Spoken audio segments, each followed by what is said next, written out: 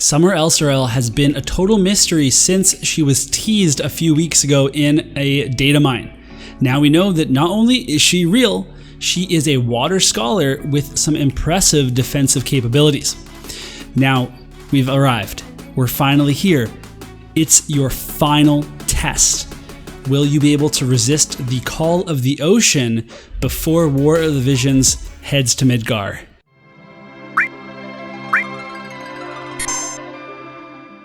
Summer Elsirelle is a 90 cost water unit with the main job Scholar. Her subjobs are Paladin and Kododama Wielder, making for a very defensive kit. But don't worry about Paladin bringing down her magic stat, as Elsirelle also gets a 15% magic buff from her master ability, and then a further 20% magic buff from her ability board.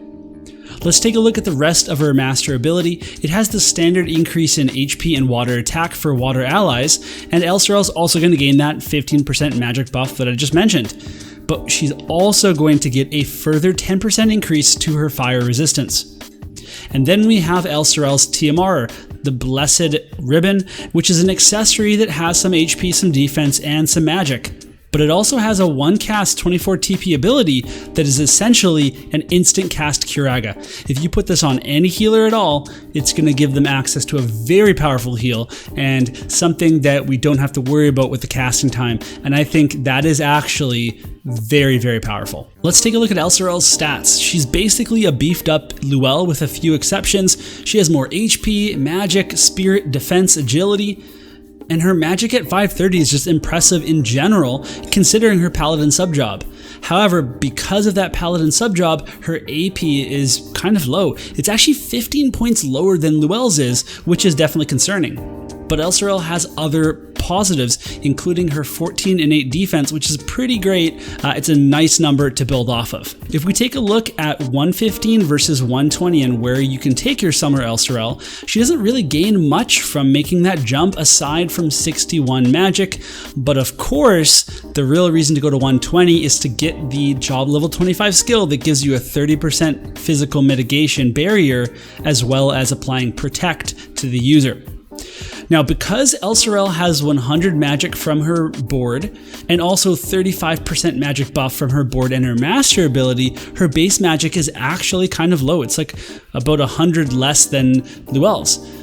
And what that means is that she gets less magic when she uses buffs like magic up level 1 in a passive slot, when she uses VCs like Ramu, and when she uses equipment like the Galmia coat. Elsirelle is your typical water unit with a strength to fire damage but a weakness to lightning, but remember she also gets a further 10 fire resist from her master ability. Her damage type resistances are disappointing. No slash resist and a negative 5% to magic are concerning for the current meta. However, in JP, where she's coming out simultaneously, she gets a 15% pierce resist, and that's relevant for Oberon, as well as Noctis, who has a pierce attack. So while this is not great for our current global meta, it is going to help us out down the line. The missile resist is also great, but considering that many of our missile units are lightning, Elsirelle is kind of at a disadvantage there. Elsirelle may be able to withstand King Mont's fire attacks with her resistance, but unfortunately she's still going to get berserked and disabled by him.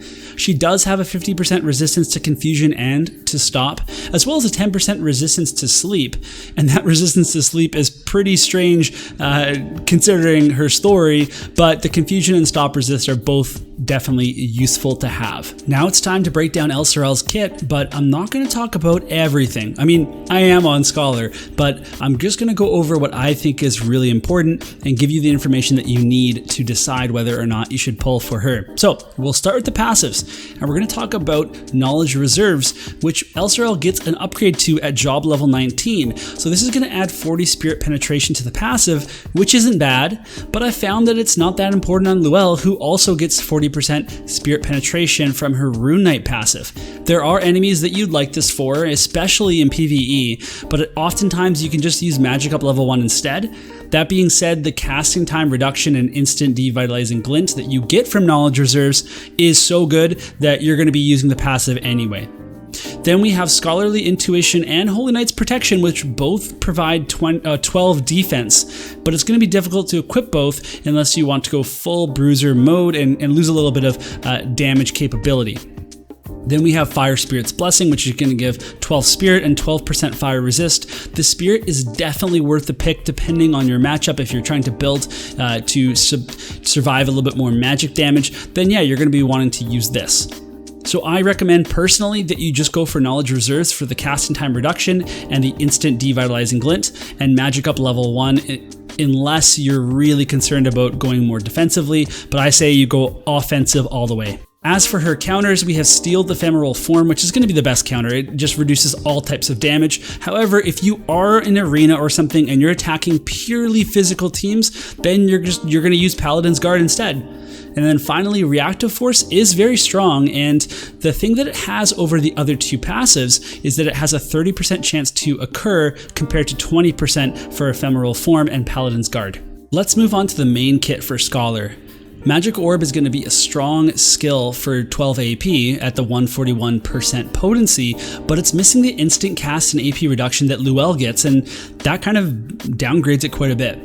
Law of Preservation is a really good buff against any physical attacker, but keep in mind that Elsirelle can only use so many TP skills in a fight, and that this has a casting time. Water Calling is a fantastic buff, but again, Louelle's version is instant cast and has a 15% single target damage reduction. The 25 plus water attack is noticeable though, and it's a very good buff in a mono water team. Now we have Law of Geo-Absorption, which is one of the key Scholar skills, because it gets around magic resist and also just damage type resists in general because people don't build strike resist. It is awkward to cast because of its range, but we can think about Dwayne and Mont, who are both weak to strike, and just in general, again, it's going to do big damage against so many people.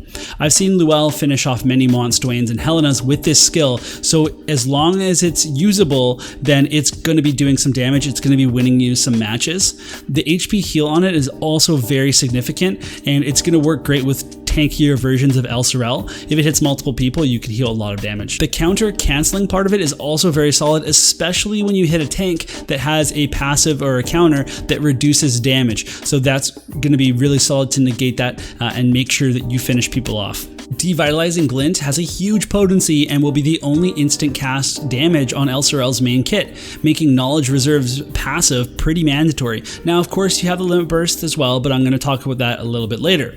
And then finally on the main kit, we have the job level 25 skill, Armor and Shield Law, which is a 30% 3-time physical barrier, and it also gives you Protect for 3 turns. So this should really help against most physical units that aren't named Cloud. Cloud is going to have a barrier break, he's going to have high defense penetration, he is going to just be a big problem for Elsirelle. Law of Speed Reading is a very powerful skill, but I don't think you can afford to use the Scholar sub-job with Elsirelle.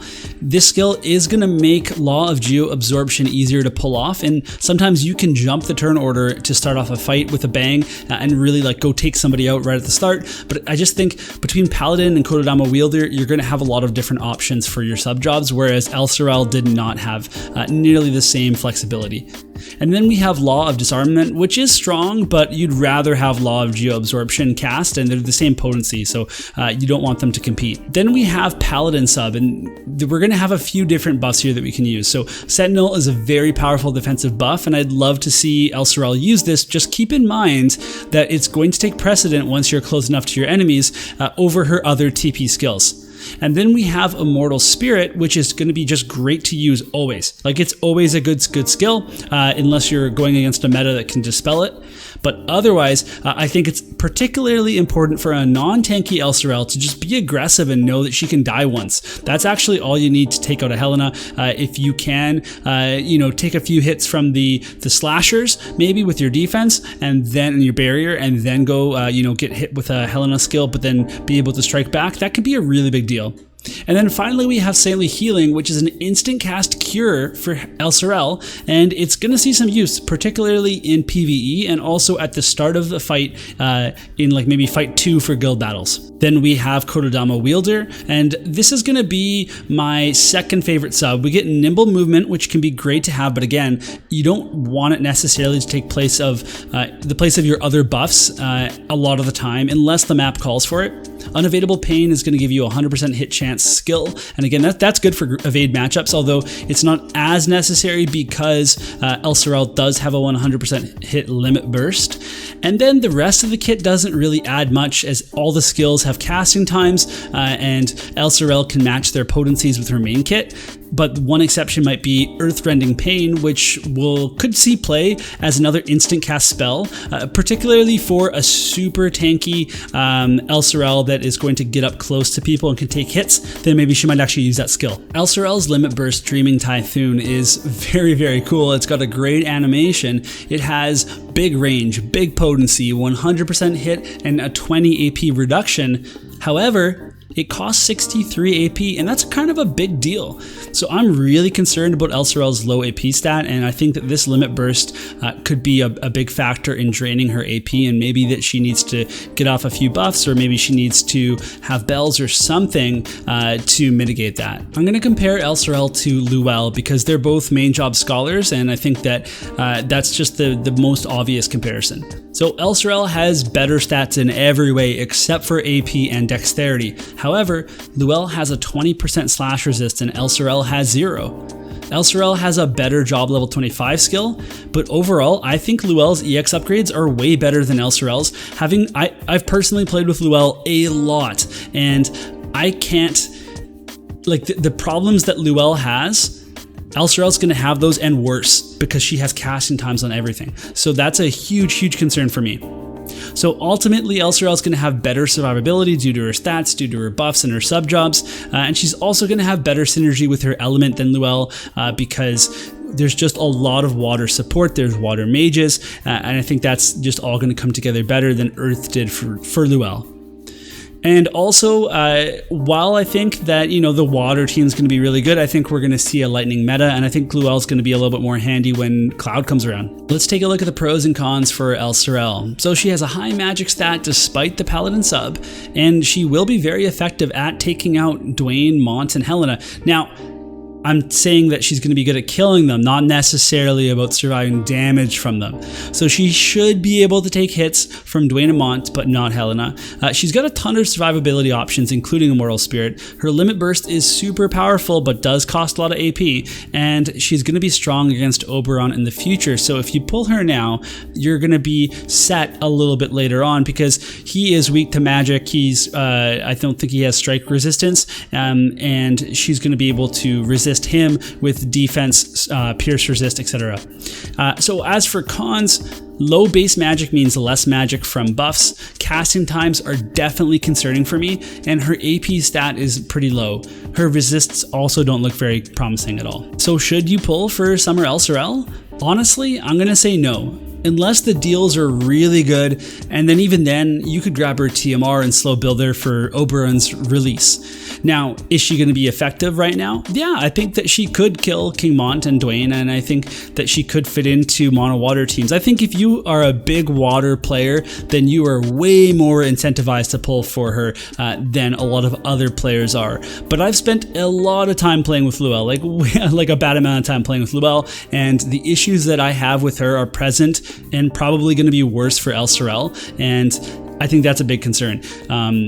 Although Elsirelle does get some stuff like 100% hit attacks, big giant AoE limit burst. But at the end of the day, if I had to tell someone go for Summer Elsirelle or go for FF7, I'm going to tell them to go for FF7, and that means that I have to tell you not to pull for this banner. So let me know what you think, if you have a differing opinion, if you think that there's more potential than what I'm seeing. I'd love to hear that, and you can tell me in the comments below. And then otherwise, join me on the Discord, on the Mysidia Gaming Discord, and we can chat more about War of the Visions there as well. And then otherwise, I'll see ya in the next video.